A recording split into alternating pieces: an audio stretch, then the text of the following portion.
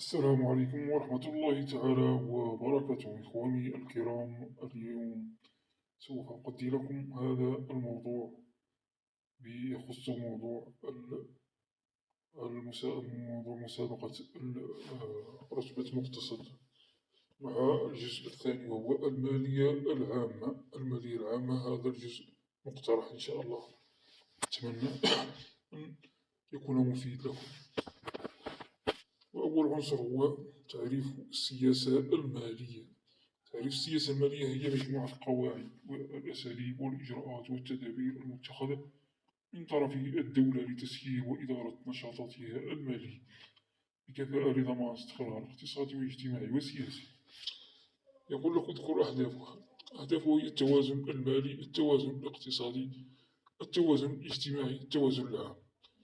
التوازن المالي حيث يتم استخدام الموارد المالية للدولة بشكل ملائم لحاجات الخزينة العام من حيث المرونة، وكذلك مراعاة مصلحة الممول، وكذا عدالة التوزيع ومواعيد الهباية.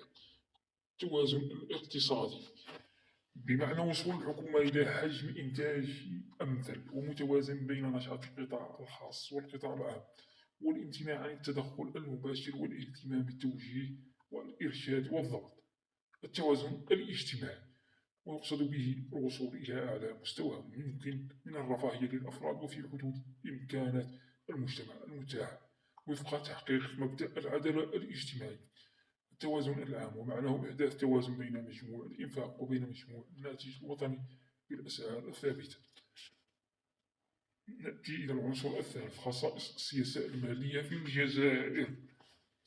اعتماد نظام اقتصادي حر متسم بالاجتماعية، العمل على التسديد المسبق للمديونية، الامتناع عن طلب قروض استهلاكية جديدة، التنمية الاقتصادية خاصة مجال الفلاحة والسياحة والخدمات، الاهتمام بالمنشآت الأساسية من موانئ والسكك الحديدية والطرق البرية والمطارات وغيرها، العمل على استقرار صرف الدينار دون التدخل الإداري، اعتماد نظام خصخصة المؤسسات الاقتصادية العمومية غير الاستراتيجية، تأمين الجانب الاجتماعي للفئات محدودة الدخل، الحفاظ على الاستقرار الاجتماعي.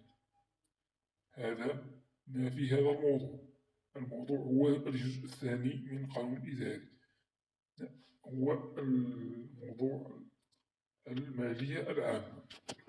إن شاء الله نكون قد وفقنا لهذا الموضوع، وأترككم في رعاية الله وحفظه وفي أمان الله، وبالتوفيق لكم في الإجابة وفي الاختبارات إن شاء الله. سلام.